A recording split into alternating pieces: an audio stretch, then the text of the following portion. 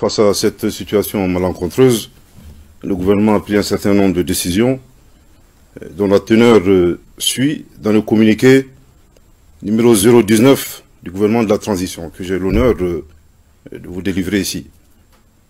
Le gouvernement de la République du Mali prend acte de la décision unilatérale du 17 février 2022 des autorités françaises de procéder au retrait des forces militaires de Barkhane et de Takuba en violation des accords liant la France et le Mali et impliquant d'autres partenaires.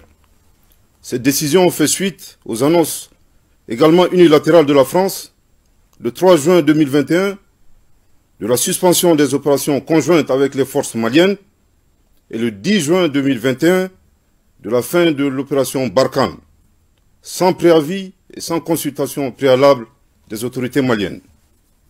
Ces décisions unilatérales constituent des violations flagrantes du cadre juridique liant la France et le Mali. Le gouvernement rappelle que par rapport aux résultats attendus, les résultats obtenus et annoncés officiellement par les autorités françaises n'ont pas été satisfaisants. Ni en 2013, avec l'opération Serval, dont les objectifs étaient de détruire le terrorisme, restaurer l'autorité de l'État malien sur l'ensemble du territoire national et faire appliquer les résolutions de l'ONU. Ni en 2016, avec l'opération Barkhane, dont les objectifs étaient de lutter contre le terrorisme, aider à faire monter en puissance l'armée malienne et intervenir en faveur des populations. Malgré la présence de l'opération Barkhane et des forces internationales, de 2013 à 2021, le Mali a risqué la partition et la menace terroriste, initialement localisée au nord du Mali, s'est répandue sur l'ensemble du territoire national. Le gouvernement rappelle que l'opération Serval n'aurait pas été nécessaire si l'OTAN n'était pas intervenue en Libye en 2011. Cette intervention qui a fondamentalement modifié la donne sécuritaire dans la région et dans laquelle la France a joué un rôle actif de premier plan et aux grandes dames des Africains, est à la base des problèmes sécuritaires actuels du Mali, en particulier, et du Sahel en général. Contrairement aux allégations relatives à la dégradation de la situation sécuritaire, les autorités de la transition, dans l'exercice de leurs droits souverains, ont entrepris des actions volontaristes pour diversifier les partenariats, consenti d'énormes efforts, permettant ainsi la montée en puissance des forces armées maliennes et l'amélioration significative de la situation sécuritaire sur le terrain depuis 6 mois, notamment en vue de créer les conditions sécuritaires pour la tenue d'élections.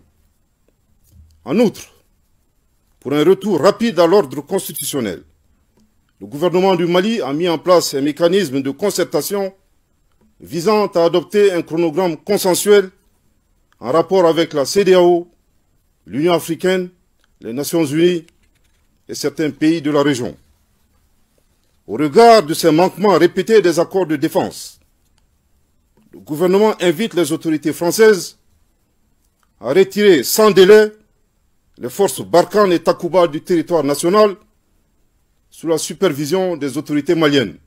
Je répète, au regard de ces manquements répétés des accords de défense, le gouvernement invite les autorités françaises à retirer sans délai les forces Barkhane et Takuba du territoire national sous la supervision des autorités maliennes. Je répète une dernière fois, au regard de ces manquements répétés des accords de défense, le gouvernement invite les autorités françaises à retirer sans délai les forces Barkhane et Takuba du territoire national sous la supervision des autorités maliennes. Le gouvernement exhorte nos vaillantes forces armées et de sécurité nationale à plus d'engagement, de vigilance et de détermination dans l'accomplissement de leur mission de défense de l'intégrité territoriale et de sécurisation des personnes et des biens. Attaché aux valeurs de dignité, le gouvernement reconnaît les sacrifices consentis et s'incline devant la mémoire des victimes de l'insécurité, civiles et militaires, maliennes et étrangères.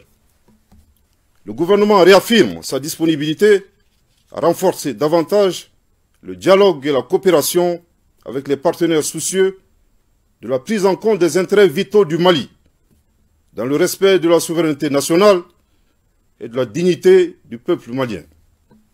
Le gouvernement du Mali appelle la population à rester sereine et vigilante et prend l'engagement que toutes les dispositions sont prises pour garantir la sécurité. Bamako, le 18 février 2022, qu'Allah bénisse le Mali. Merci de votre très aimable attention.